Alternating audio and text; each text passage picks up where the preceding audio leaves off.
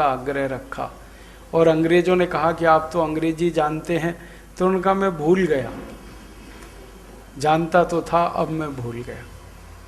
तो अंग्रेजों को उनकी हिंदी समझने के लिए दुभाषिया रखना पड़ा।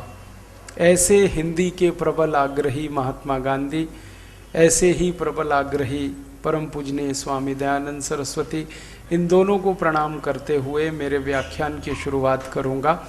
हम सब हिंदी दिवस मनाते हैं 14 सितंबर को सारे देश में, और ये शायद हमें इस बात की याद दिलाने के लिए है कि हिंदी को अभी राष्ट्रभाषा का स्थान मिलना बाकी है। इसलिए हर साल हम अपने को तैयार करते हैं और अपने संकल्पों को नया करते हैं, ताकि अगले 1 साल तक जहाँ जहाँ संभव हो लड़ सकें।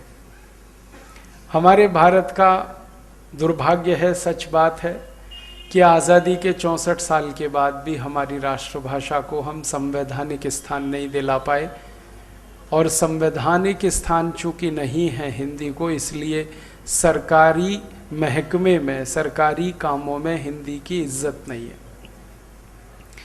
ये सच है कि भारत में सबसे ज़्यादा हिंदी बोली जाती है, हिंदी पढ़ी जाती है, हिंदी समझी जाती है, सबसे ज़्यादा। और भारत के अलावा दुनिया में इस समय दूसरे नंबर की सबसे बड़ी भाषाओं में दूसरे नंबर की भाषा है हिंदी। पहले स्थान पर मानी जाती है चीनी भाषा। 138 करोड़ लोग उसे बोलते हैं, समझते हैं, सुनते हैं, पढ़ते हैं। उसके बाद करीब 120 करोड़ लोग हैं सारी दुनिया में जो हिंदी बोलते हैं, समझते हैं, पढ़ते हैं, जानते हैं। और इन 120 करोड़ में 100 करोड़ से ज़्यादा तो भारत में है और करीब 20 करोड़ भारत के बाहर है। दुनिया में ऐसे कई देश हैं, जैसे मॉरिशस है जहाँ पर हिंदी बोली जाती है, पढ़ी जाती है, समझी जाती है। सूरीनाम है जहाँ पर हिंदी बोली जाती है, समझी जाती है, पढ़ी जाती है। ऐसे करीब 5-7 देश हैं भारत के अलावा। तो इन सभी देशों में और भारत में हिंदी बोलने, पढ़ने, समझने वालों की संख्या 120 करोड़ है। तो चीनी भाषा 138 करोड़ और हिंदी 120 करोड़। दुनिया की दूसरी सबसे बड़ी भाषा है हिंदी। लेकिन हमारे देश में दुर्भाग्य ऐसा कि हम इसको संवैधानिक स्थान नहीं दिला पाए या संवैधानिक इज्जत नहीं दिला पाए। उसका कारण है, और वो कारण है हमारे देश की राजनीतिक व्यवस्था। हमारे देश की राजनीतिक व्यवस्था के बारे में एक पुरानी बात कहते हुए शुरू करता हूँ। जब हम आज़ाद होने वाले थे और अंग्रेजों ने ये तय कर लिया था कि भारत से वो चले जाएंगे, ये बात है सन 1945 के आसपास। 1945 में अंग्रेजों ने लगभग अगस्त के महीने में 15 तारीख को, 15 अगस्त 1945 को अंग्रेजों ने ये पक्का कर लिया था कि वो भारत से चले जाएंगे। उसी समय दूसरा विश्व युद्ध समाप्त हुआ था और जापान ने अंग्रेजों के सामने आत्मसमर्पण किया था।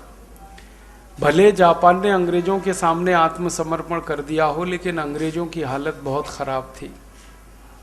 एक तरह से कहा जाता था उस जमाने में कि दूसरा विश्व युद्ध जीतने के बाद भी वो हार गए थे, और हिटलर हारने के बाद भी जीत गया था। उसमें हुआ ये था कि इंग्लैंड पूरी तरह से तबाह हो गया था, अर्थव्यवस्था चौपट हो गई थी, राजनीति पूरी बिल्कुल नपुंसक और दिवालियापन की तरफ थी इंग्लैंड में। जो नेता थे इंग्लैंड के वो एकदम निष्प्रभावी थे। विंस्टन चर्चिल, जो एक ज़माने में कभी बहुत बड़ा आइकॉन माना जाता था, वो बिल्कुल निष्प्रभावी था। क्लेमेंट एटली बहुत बुरे हाल में था। तो राजनीतिक रूप से डांवाडोल स्थिति थी, आर्थिक रूप से बहुत कमज़ोर हो गया था इंग्लैंड। कारखाने बंद हो चुके थे, कंपनियां दिवालियां थीं, लोगों को खाने के लिए नहीं मिल रहा था, रोजगार ख़त्म हो गए थे, बेकारी बढ़ रही थी। अंधाधुंध अंग्रेजों की अर्थव्यवस्था मंदी और मंदी और मंदी की तरफ जा रही थी। ऐसी स्थिति में अंग्रेजों को लगा कि भारत में रहना अब संभव नहीं है, क्योंकि भारत को संभालने के लिए बहुत सारे पैसे खर्च हो रहे थे उनके, और भारतवासियों ने उनका सहयोग करना बंद कर दिया था। भारतवासी जो उनको टैक्स दिया करते थे वो उन्होंने बंद कर दिया था, तो अंग्रेजों को टैक्स मिल नहीं रहा था। और भारत में ये स्वदेशी आंदोलन की इतनी जोरदार